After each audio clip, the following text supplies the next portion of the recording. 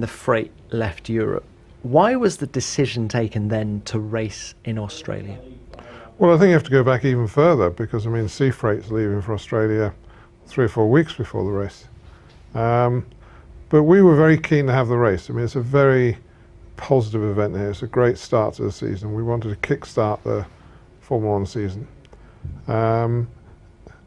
Great race, great fans, wonderful weekend, huge enthusiasm here. We have a big impact on the economy here, and we have an impact on our economy. I mean, Formula 1 has to function.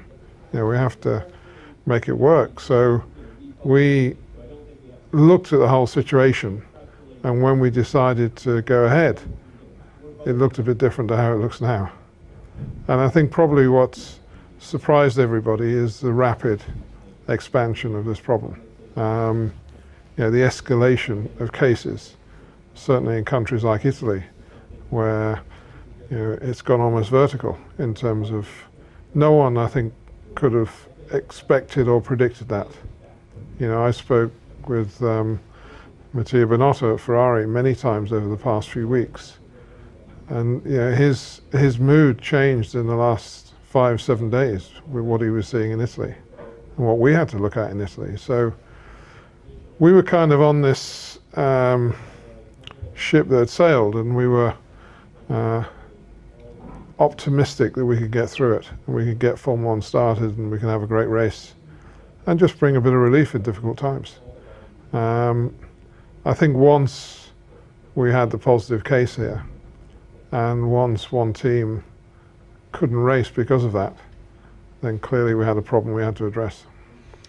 There was a 12-hour gap between McLaren announcing their withdrawal from the race.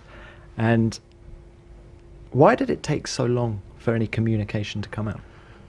Consultation with the teams, consultation with the medical authorities, consultation with the FIA, consultation with the promoters here. I mean, I've been up all night. I think I had 1 hour sleep last night, 1 hour and a shower and back to the circuit.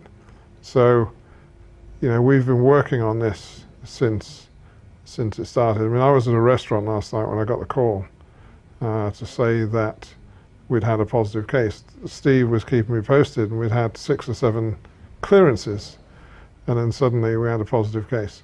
So I had to come back, and that started, I guess, about 9 o'clock last night, 9:30, and we just had so many issues to work through. We had to get the teams together again, hold a meeting.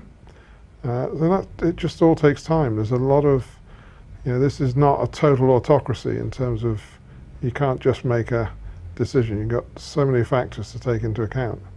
And I think we did a pretty good job of reaching the right conclusion with so many parties, so many stakeholders involved. We're talking to the FIA, which is in Europe, European time. We had to get hold of Jean Todt. Chase, unfortunately, was in the air. He was flying between Vietnam and here. So it was a pretty stressful period, and I think considering we dealt with everything in 12 hours for something that important was good. How much could you prepare for every eventuality prior to arriving in Australia? We'd mapped out with the health authorities here what would happen if we had 1 case, 5 cases, 10 cases. But of course what you never know with those cases is what the association is with the people around. And having 1 case with 14 people having to go into isolation, that just effectively knocked that team out of operation. And that's something you don't know. I mean, if that 1 case could have been someone a different profile, different responsibility, it wouldn't have impacted the team that much. So there's certain things which you can spend forever just predicting, but you never know what's going to happen.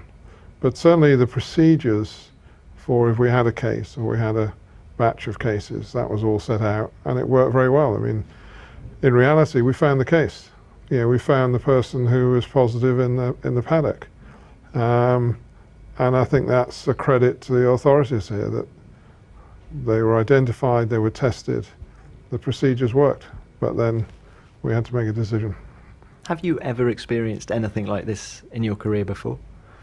I don't think anyone's experienced this in their lives. You know, we've all been through I've been through financial crises, I've been through dramas, and but you know, the scale of this at the moment is it's massive, and you know, we're taking stock of the situation now with what we've learned from this weekend, and you know, we want to try and build the Formula 1 season back up, but we've got to be realistic about when that can start again, and that's what we're working on at the moment. Are we going to say, what is the domino effect of this decision? Well,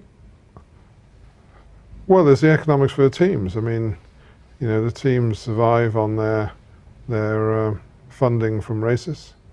You know, so this will have an impact on the team's budgets for the future. So it'll have an impact on our economics as a company. So, you know, each race you lose, then it has an impact. So, but you know, there's quite a strong resilience in Formula 1. I mean, we used to, you know, fair degree cutting our cloth to suit, and I think there's a fair resilience in Formula 1, and we've got plans to rebuild the season, trying to accommodate as many of the lost races, because I think people have to show some tolerance now in terms of how we build the season for the rest of the year, and I think the teams are in the right place to realise that's necessary.